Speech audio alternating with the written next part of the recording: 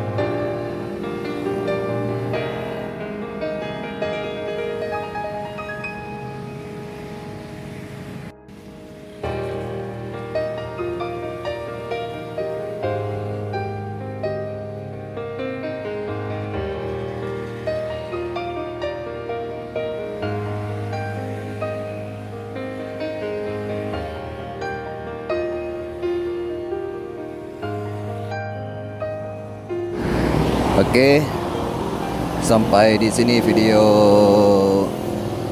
liputan sore hari ini. Semoga terhibur dengan keadaan dan suasana di sore hari di Kota Banda Aceh, tepatnya di Jalan Daud Bre. Nah, oke, jangan lupa untuk bosan-bosan menonton dan mengikuti channel ini. Dukung dengan subscribe. Bila perlu like and share. Oke, sekian. Sampai jumpa di video yang berikutnya. See you next time. Goodbye. Assalamualaikum warahmatullahi wabarakatuh.